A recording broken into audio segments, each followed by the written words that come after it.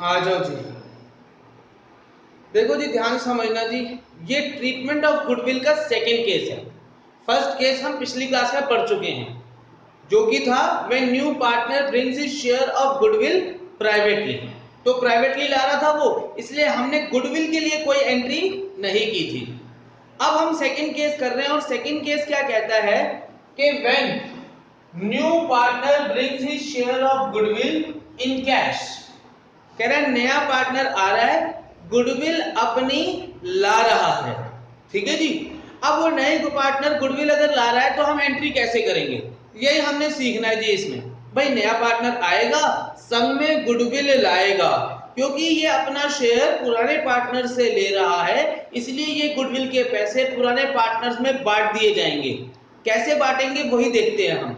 Question कैसे लिखा होगा पहले वो समझ लेते हैं। When new partner is admitted, ध्यान सुनना जी, A and B are partners sharing profits and losses in the ratio of 3:2. C is admitted for 1/4 share. C brings rupees 50,000 for his capital and rupees 10,000 as his share of goodwill. ये उसका share है जी goodwill का। You are required to pass necessary journal entries for treatment of goodwill. तो A और B partners हैं, उनकी ratio क्या है 3:2। यही उनकी ओल्ड रेशियो है, यही उनकी सैक्रिफाइसिंग रेशियो है। C को एडमिट कर लिया 1/4 शेयर के लिए, वो कैपिटल ला रहा है 50,000 और गुडविल ला रहा है जी 10,000। एंट्री करनी है और ऊपर लिख दिया जी A B in the books of A B C journal entries. Format आपको मालूम है। एंट्री पहली क्या होगी, सी नया पार्टनर कैश ला रहा है, तो एंट्री होगी कैश अकाउंट डेबिट या bank account debit to cease capital to premium for goodwill. कितनी कैपिटल ला रहा है जी वो 50,000, कितनी गुडविल ला रहा है जी 10,000, टोटल कैश कितना आ गया जी 60,000। ठीक है जी। अब गुडविल को हम क्या लिखते हैं, प्रीमियम फॉर गुडविल। क्यों? क्योंकि भाई देखो एक अकाउंटिंग स्टैंडर्ड 10 होता है जो कि हमें अलाउ नहीं करता है कि हम नई गुडविल की एंट्री बुक्स में रिकॉर्ड करें। पार्टनरशिप की बुक्स में हम नई गुडविल की एंट्री रिकॉर्ड नहीं कर सकते हैं, इसीलिए अब हम इसको गुडविल लिखने के बजाय क्या लिखते हैं, प्रीमियम फॉर गुडविल। वैसे भी वो कैपिटल 50,000 लानी थी, 10,000 फालतू क्यों ला रहा है, वो किस चीज के ला रहा है, प्रीमियम क्यों पे कर रहा है, ये वो प्रीमियम पे कर रहा है गुडविल के लिए, इसलिए उसको लिखते हैं हम क्या, प्रीमियम फॉर गुडविल। ठीक है जी।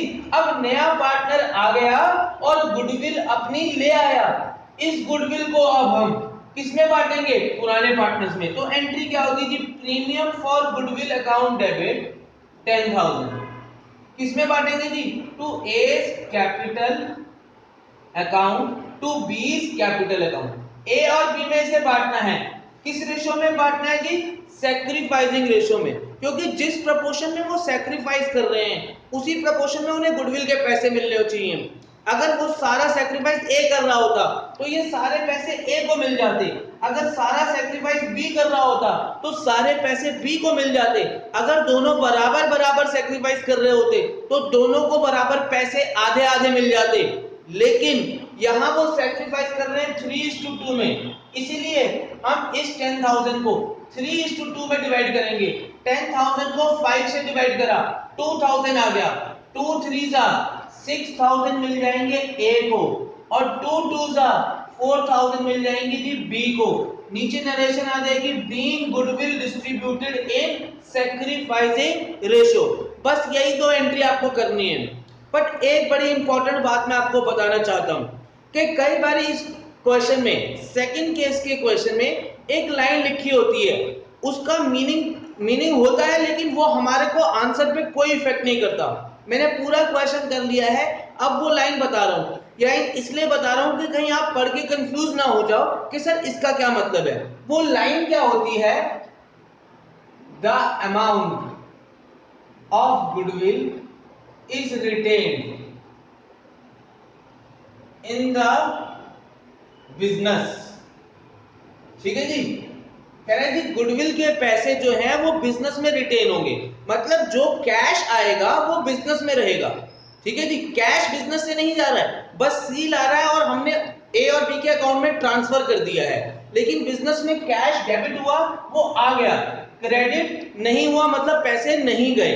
वैसे इस लाइन का लिखे होने से हमारे एंट्री पे कोई फर्क पड़ने वाला नहीं है।